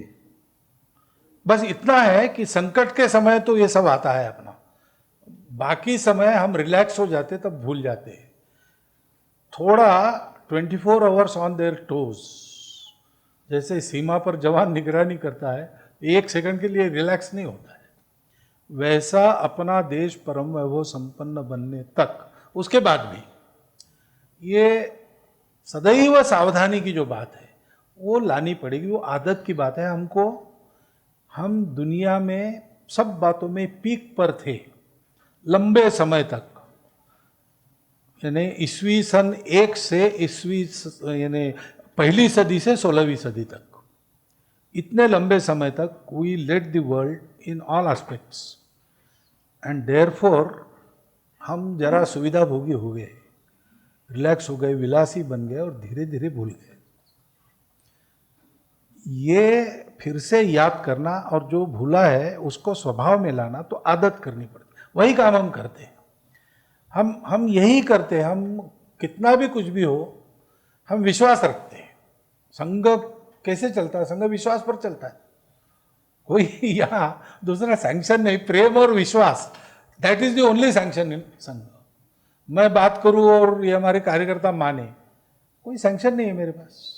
आई can not punish them, I can not reward them. मैं कुछ भी नहीं कर सकता, उनको ऐसा करो ऐसा भी नहीं कह सकता. लेकिन होता है, सब लोग करते हैं. तो क्यों? क्योंकि आपस में जुड़े हैं, देश से जुड़े हैं, वो प्रेम है, भक्ति है और विश्वास है उसके कारण. तो श्रद्धा और विश्वास, उसके आधार पर काम करना हम शुरू कर दे. धीरे धीरे हमारे परिवार में ऐसा हो, हमारी काम की जगह, आप इतने उद्योगों के मालिक हैं, आपका उद्योग इस प्रकार विश्वास पर चले, यानी केवल विश्वास पर नहीं चलता, लेकिन चपरासी लेबर से लेकर तो मालिक तक सब में आपस में ये नाता बने. ऐसा अगर अपना अपना काम हम चलाते, कोई हॉस्पिटल चला रहे, हॉस्पिटल में ये नाता रहे, ऐसा अगर चलाते ना तो ये वेव उल्टी हो सकती है. और नई पीढ़ी को ऑनेस्टी चाहिए. अगर ऑनेस्ट अपील है तो हमसे ज़्यादा देशभक्ति और सेवा वो करते हैं, ये मेरा अनुभव है. नई पीढ़ी हम लोगों से सुपीरियर है, but they want honest appeal. वो ऑनेस्ट अपील करने की हमारी हैसियत बने. हम आसानी से, क्योंकि हम है मूल में ऑनेस्ट ही है, हम कोई डिसऑनेस्ट लोग है नहीं। थोड़ा ये जोड़ना हम अपने यहाँ पर कर ले तो हम हमारे कहने से लोग भी ऐसा करेंगे। लोग डॉक्टर अब्दुल कलाम को क्यों सुनते थे? क्योंकि उन्होंने उनका पढ़ी है, उन्होंने इसरो में ऐसा किया तो उनके सुनते, उनके शब्दों में वो वजन आ गया। हम भी अपने लिमिटेड स्फीयर में ऐसा करेंगे ना तो हमारे कहने में एक वजन आ जाएगा और लोग हमारी बात मानेंगे। ऐसा करना चाहिए, उधर इधर और फिर इधर बीच में। धन्यवाद। जो हमारी सोसाइटी में कुछ त्रुटियां आ गई हैं, बुराइयां आ गई हैं, जैसे करप्शन है, डिसऑनेस्टी है, काम नहीं करते। सर्विसेज में ये कहा जाता है कि 80% are doing the work of 20% and 20% are doing the work of 80%। तो ये नेशन बिल्डिंग, जो करेक्टर बिल्डिंग है, इसकी ज़रूरत है।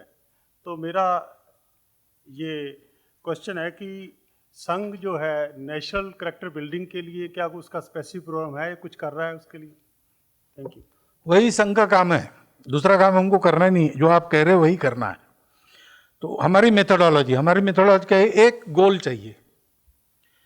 अब ऐसा सब चलता है बाहर, लेकिन हम देखते हैं कि कई पर्व त्योहारों में जब वो सेवा देने जाते हैं तो वो ऑनेस्टली करते हैं, क्योंकि वहाँ एक भक्ति जुड़ी है, अपेक्षा कुछ नहीं है।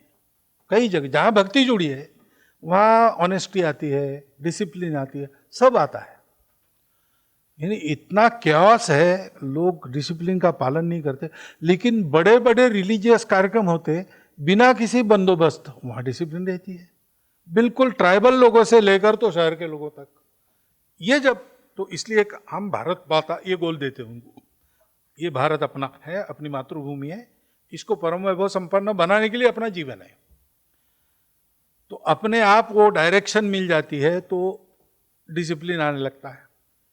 दूसरी बात है कि हम उनके सामने उपदेश बाद में रखते हैं, पहले उदाहरण जो होना चाहिए वो हम करें। तो संघ में जो हम बोलते हैं भाषणों में वगैरह, वो बाद में होता है, वो हम बाद में सुनते हैं। मैं बचपन में संघ में गया, खेलने के लिए गया, खेलते खेलते ऐसा हो गया, फिर बाद में समझ में आने लगा कि ये जो सुन रहे हैं वो हम देख रहे चारों ओर। बड़े महापुरुष तो है, वो तो है ही, सर्वत्र है, उनकी कोई डर्थ नहीं है अपने देश में, उस है बहुत, परंतु वैसा चलने वाले हमारे जैसे लोग नहीं मिलते, वो संघ में मिलते हैं। संघ में बौद्धिक वर्गों में स्वयंसेवकों को जो सुनाया जाता है, वो सुनने के पहले उन्होंने वो अपने आसपास के 10 कार्यकर्ताओं में देखा हुआ होता है। तो ये उदाहरण चाहिए। और तीसरी बात है कि उसके लिए कुछ अपना ट्रेनिंग करना पड़ता है। आदत जो है ना, आदत सब होने के बाद भी आदत से मजबूर हो जाता है आदमी। तो आदत बदलने के लिए कुछ शारीरिक कार्यक्रम, बौद्धिक कार्यक्रम करने पड़ते हैं। हमारी शाखा वो आदत बदलने वाली बात है। शाखा के वातावरण में उसको उदाहरण देखने को मिलता है और शाखा में उसको गोल मिलता है भारत माता की भक्ति। इसके आधार पर आज जो हमारा स्वयंसेवक जाता है और अच्छा काम करता है, सबको पसंद आता है, उसका कारण ये है, वो बाकी लोगों से सुपीरियर नहीं है, लेकिन बाकी लोगों से थोड़ा ये ध्यान में रखकर चलता है, उसको गोल मिला है, उसमें डिसिप्लिन उसके कारण आई है, और एक आत्मीयता सबके प्रति उसके मन में हम क्रिएट करते हैं। ये मेरा है, मेरा अपना है, जैसा भी हो मेरा अपना है, कैसा हो ये बाद में मैं करूँगा उसको, लेकिन अभी जैसा भी है वैसा मेरा अपना है। पहले ये अपनेपन की बात है, उसके बलबूते ये सारी बातें होती है। तो वो सब जगह होने से होता है। और साथ में आदत बदलने का कोई प्रत्यक्ष कार्यक्रम चाहिए, वो अपने एक्सरसाइजेस के रूप में मेंटल, फिजिकल, इंटेलेक्चुअल शाखा में 1 घंटे में चलता है, ऐसा है। कल ही मैंने अपनी शाखा चलाने वालों से यही 5 बातें बताई। कार्यक्रम करो, उसमें से पर्सनालिटी, व्यक्तित्व, कर्तृत्व, नेतृत्व तुम्हारा बनता है, लेकिन समझदारी, वैचारिक और व्यावहारिक तुम्हारी चाहिए, और मूल में भक्ति चाहिए, तब ये सारी बातें काम आएगी। ऐसा कल ही मैंने बताया है। तो ये हमारी कार्य पद्धति है और वही काम हम करते। कभी आप अंदर आके देखिए तो आपको ये सब बातें हमारे बताए बिना अनुभव हो जाएगी। अब फिर से इधर, हाँ, ਅਸੀਂ ਸਮਾਜ ਵੱਲੋਂ ਇਸ ਗੱਲ ਦਾ ਧੰਨਵਾਦ ਕਰਦੇ ਹਾਂ ਕਿ ਜੋ ਪੋਸਟ ਮੈਟ੍ਰਿਕ ਸਕਾਲਰਸ਼ਿਪ ਸਕੀਮ ਹੈ, ਜਿਹੜੇ ਡਾਊਨ ਟੋਟਨ ਦੇ ਵੀਕਰ ਸੈਕਸ਼ਨ ਹੈ ਉਹਨਾਂ ਦੇ ਲਈ ਕੀਤੀ, ਸੰਘ ਨੇ ਉਹਦੇ ਲਈ ਬਹੁਤ ਵੱਡਾ ਕੰਮ ਕੀਤਾ। ਉਸ ਦੇ ਨਾਲ ਹੀ ਤੁਗਲਕਾਬਾਦ ਦੇ ਵਿੱਚ ਗੁਰੂ ਰਵਿਦਾਸ ਮਹਾਰਾਜ ਜੀ ਦਾ ਮੰਦਿਰ ਸੀਗਾ, ਉਸ ਮੰਦਿਰ ਨੂੰ ਮੁੜ ਤੋਂ ਜਿਹੜਾ ਯੋਗਦਾਨ ਪਾਇਆ ਸੰਘ ਦਾ, ਅਸੀਂ ਸਮਾਜ ਵੱਲੋਂ ਬਹੁਤ ਧੰਨਵਾਦ ਕਰਦੇ ਹਾਂ। ਉਹਦੇ ਨਾਲ ਅਸੀਂ ਸਮਾਜ ਵਿੱਚ ਜੋ ਅਸੀਂ ਦੇਖ ਰਹੇ ਹਾਂ ਹੁਣ ਜੋ ਵਾਪਰ ਰਿਹਾ ਹੈ ਕਿ ਜੋ ਸਿਸਟਮ ਹੈ, ਸਿਸਟਮ ਦੇ ਵਿੱਚ ਸੋਸ਼ਲ ਫੈਬਰਿਕ ਹੈ ਉਹਨੂੰ ਡੈਮੇਜ ਕਰਨ ਦੀ ਕੋਸ਼ਿਸ਼ ਹੋ ਰਹੀ ਹੈ। ਸ਼ਾਰਟ ਟਰਮ ਜਿਹੜਾ ਸਿਸਟਮ ਹੈ ਉਹ ਬਣਾਇਆ ਜਾ ਰਿਹਾ, ਪੋਲੀਟੀਕਲੀ ਪਰਸੈਪਸ਼ਨ ਐਸੀ ਬਣੇਗੀ ਕਿ ਸ਼ਾਰਟ ਟਰਮ ਅਸੀਂ ਕਹਿ ਲਈਏ ਕਿ ਜੋ ਰਾਸ਼ਟਰ ਹੈ, ਰਾਸ਼ਟਰ ਨੂੰ ਨੁਕਸਾਨ ਪਹੁੰਚਾਉਣ ਦੇ ਲਈ ਕੁਝ ਤਾਕਤਾਂ ਨੇ ਉਹ ਪ੍ਰੋਪੇਗੈਂਡਾ ਕਰ ਰਹੀਆਂ ਨੇ। ਉਸ ਦੇ ਲਈ ਅਸੀਂ ਤੁਹਾਡਾ ਮਾਰਗਦਰਸ਼ਨ ਚਾਹੁੰਦੇ ਹਾਂ। प्रोपोगंडा तो चलता है, अनेक घटनाओं को लेकर चलता है, हर बात का निमित्त हो सकता है। तो हम जो भी करते हो उसमें कम से कम गलती करना है, पहले हमको सबको करना पड़ेगा, बवाल करने का निमित्त न मिले।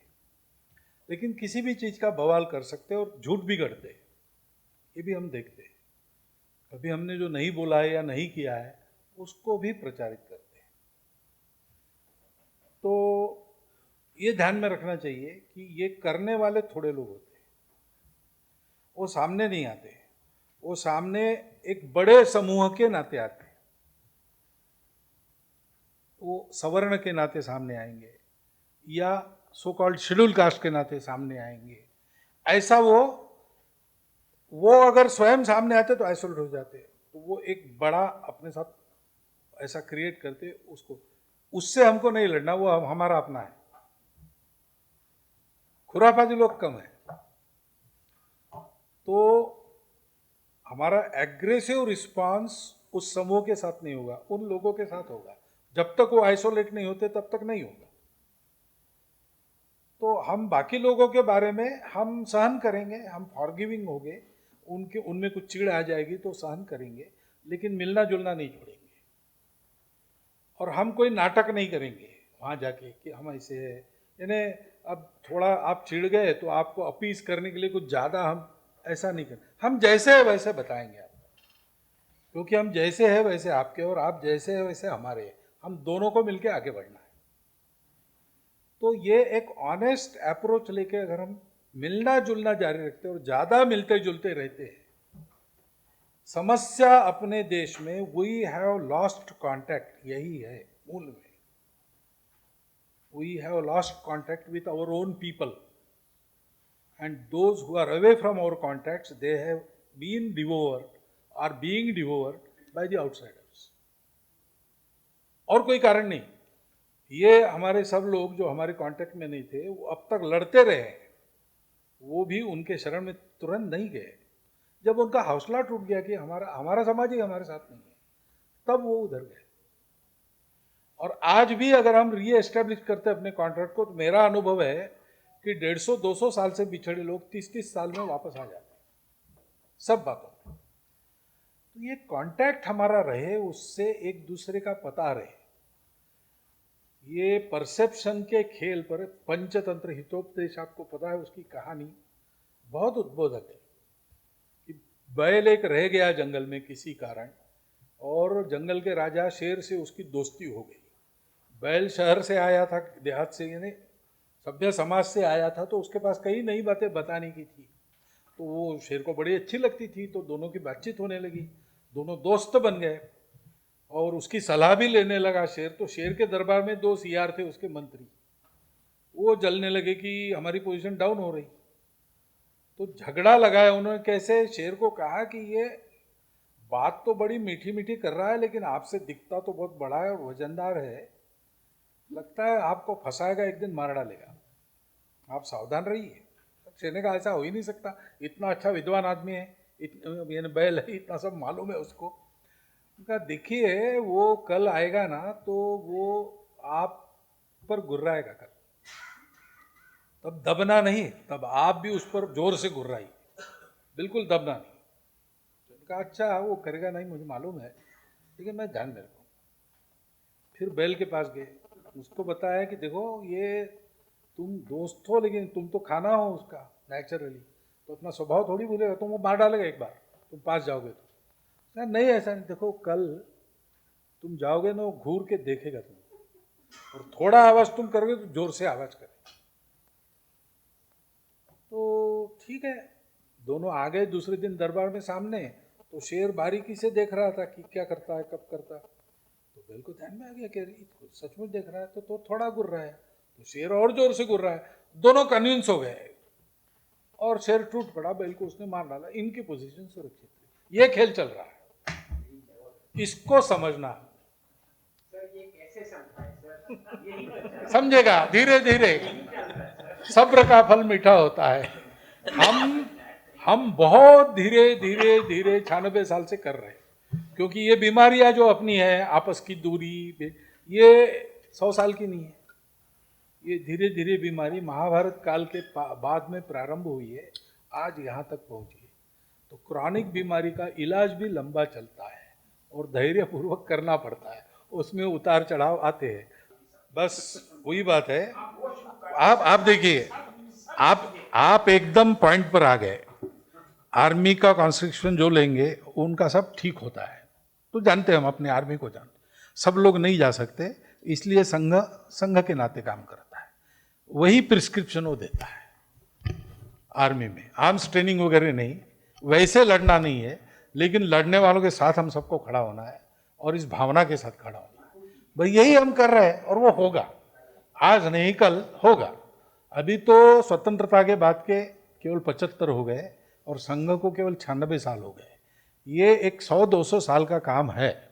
और मैं आपको बताता हूँ, परसेप्टिबल डिफरेंस आप देखेंगे अगले 10 साल में। हाँ, होगा। इसलिए सब्र करो तो सब ठीक होगा। पुनः नमस्कार सर। हाँ, प्लीज। मैं जिस संस्था में हूँ वहाँ इंजीनियरिंग कॉलेज के फैकल्टी एंड पॉलिटेक्निक फैकल्टी आते हैं, एंड हमारा पास MTech and PhD student, basically higher education में भी हम जुड़े हुए हैं। ये 2004 से इस संस्था के साथ मैं जुड़ा हुआ हूँ, और ये मेरा मानना है, जब हम इनका साथ चर्चा करते हैं, कि कहीं ना कहीं ये दूरत्व बिटवीन टीचर एंड स्टूडेंट बढ़ते जा रहे हैं। और वो एज ग्रुप को ये लोग हैंडल करते हैं, ये 18 साल से लेके 24 साल। 24 साल का बाद आईटी जॉब लग जाता है, 35 साल तक खाने का समय नहीं है, तो देशभक्ति तो आएगा ही नहीं।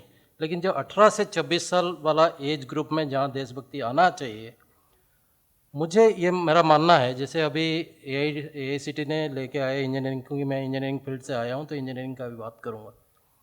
ये 40% अपना क्रेडिट को मुक्स में देने के लिए परमिशन दे दिए हैं। 40% means sir 16 subject, 64 credit, 16 subject. 16 subject में अगर हम ये बच्चे के लिए छोड़ दिया गया, मुक्स से ले सकते हैं, तो संघ का तरफ से जैसे डिफेंस पर्सनल है, मेडिकल पर्सनल है, अगर उस टाइप का देशभक्ति वाला प्रोत्साहन कोर्स ऑफर किया जाएगा, फिजिकल प्रेजेंस जरूरत नहीं है, लेकिन मोटिवेटेड सब्जेक्ट दिया जाएगा जिसमें पास करना भी ईजी है, कोई ज़्यादा मार्क भी मिलेगा तो वहाँ जुड़ेंगे, तो कहीं ना कहीं सर लगता है इसका इफेक्ट ये जो 18 से 24 साल वाले बच्चे हैं जो कम्प्लीटली डिसरे है और देशभक्ति वहीं से ख़त्म शुरू हो जाता है। स्कूल लेवल में इतना नहीं होता है, क्योंकि मैं भी एक पेरेंट्स हूँ, मैं अपना बच्चे को देखा हूँ सर। अभी मेरा बेटा का एक्सपीरियंस आपको बोलता हूँ, क्विकली बोलूँगा। इंजीनियरिंग 3rd ईयर में है, जब वो 1st year electronics communication engineer में जुड़ा, मैं उसी ब्रांच से आता हूँ, US छोड़ के आया था मैं, तो मैं बोला बेटा तेरे को MS करना है तो इसी ब्रांच में ज्वाइन कर, क्योंकि मेरा बैकग्राउंड उसी में है, मैं वहाँ पुश कर सकता हूँ उनको। पहला साल में सर कोडिंग में वन ऑफ द टॉपर, जैसे वो इंटर साला उसको जॉब ऑफर कर दिया, फिर ये लिखा कि मैं 1st ईयर का स्टूडेंट हूँ। 2nd ईयर में कहाँ से मोटिवेटेड हुआ, जो पीछे मुझे पता चला, बोलता है if I can wear uniform for my country, why should I do coding for other countries. I was stunned.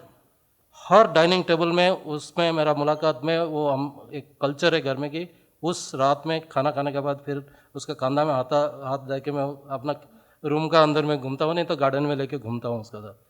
पता चला कि मैं बोला तो IIT स्टैंडर्ड का बच्चा है, मुझे देखा कौन सा IIT वाले आर्मी ज्वाइन किया है। वीडियो सर 1 आफ्टर वीडियो मेरा सामने रख दिया है, और एक जनरल साहब का वीडियो लाया जिसका रैंक 13 था, IIT मद्रास में 1 मंथ ज्वाइन करने के बाद कंप्यूटर साइंस वो छोड़ के आर्मी में आ गए थे, आज का दिन में मेरा पीछे लगा है कि आप जाके मुझे मेडिकल टेस्ट करा दो, अगर I am fit in that बाकी मैं क्लियर कर दूंगा, आप मुझे एनडीए नहीं दिए, सीडीएस में मिस नहीं करना। सो ये जो माइंड चेंज हुआ है, जबकि उसका माँ इंजीनियर है, पिताजी इंजीनियर है, पिताजी vice chancellor and director position में आ चुका है, मैं उसको कंप्लीटली मैं छोड़ दिया हूँ कि वो जो करना चाहता है, जो ड्रीम। लेकिन सर ये इसका इफेक्ट जो मैं देखा, ये आप जैसे किसी का वीडियो से इतना मोटिवेटेड हुआ है, अभी वो कुछ आर्मी फ्रेंड भी ज्वाइन कर लिया, वो रात में लोग खेलते हैं, गेम खेलते हैं, उनसे वो इंस्पायर होता है, तो मुझे इसका पूरा इम्पैक्ट मेरा घर में दिख रहा है। तो ये जो फैकल्टी हमारे साथ इंटरेक्ट करते थे, मुझे लग रहा है सर ये 16 क्रेडिट में कहीं ना कहीं संघ का वो अभी ज़रूरत है, उसमें हम लोग ये नेशनल लेवल में उस टाइप का मोटिवेशनल कोर्स लॉन्च करना है, जहां हमारा ये 18 साल बच्चे से देशभक्ति को जोड़ना है। सर अगर 24-25 साल हो जाते ना, 35-40 साल तक उनको खाने के लिए समय नहीं है, आईटी वाले maximum people they are in that industry, और वहाँ देशभक्ति बात नहीं किया जाता है, उनका सर्वाइवल का बात किया जाता है। बात आपकी ठीक है और करेंगे भी। 8वीं क्लास से बच्चा सोचना शुरू कर देता है। वो हम घूमते हैं तो हमको बच्चे भी मिलते हैं, वो प्रश्न पूछते हैं, उससे पता चलता है। He starts thinking at 12 years of age। और टीन एज में बहुत सोचता है और पूछता है, उनको बताने वाले चाहिए। और ऑनेस्ट, जैसा मैं कह रहा हूँ बार बार, ऑनेस्ट अपील मिलेगा तो वो, क्योंकि उसके खून में है, हम चाहे उसको बताए ना बताए, once he has taken birth on this land, this is there with him. उसको स्प्राउट होने के लिए कुछ छिड़कना पड़ता है, वो छिड़कने वाला स्वयं अगर ऐसा है तो एकदम रूट पकड़ता है। ये अनुभव सर्वत्र है, आपको भी अपने घर में आया, बहुत अच्छी बात है।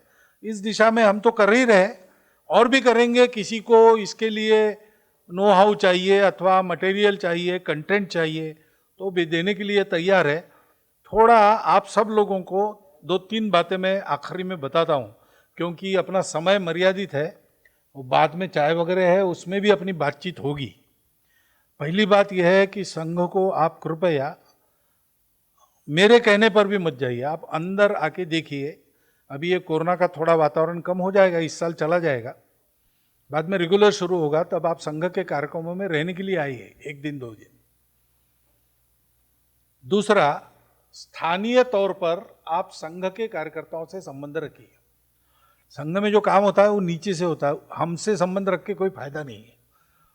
लोकल लोग जो है वो आपके संपर्क में है, तो बिना ऊपर पूछे भी काम हो जाएगा आपका। यानी अच्छे काम करने के लिए जो मदद चाहिए वो सीधा डायरेक्ट कांटेक्ट का आपका स्थानीय लोगों से रहेगा, उससे वो अवेलेबल हो जाएगा।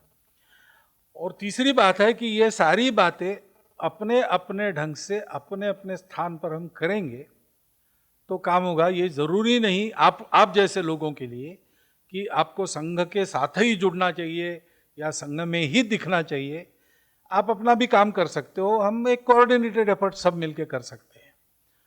तो लेकिन इस दिशा में जाना है, अपने देश को बड़ा बनाना है, नेशन फर्स्ट, इस पर सबको लाना है, ये जनरल डायरेक्शन है। उसमें अगर हम चलते हैं तो हम ऐसा मानते हैं कि कुछ शाखा में आने वाले स्वयंसेवक है, कुछ ऐसे स्वयंसेवक है जिनको आरएसएस मालूम ही नहीं है, लेकिन वो कर तो वही रहे और जी तो वैसे ही रहे।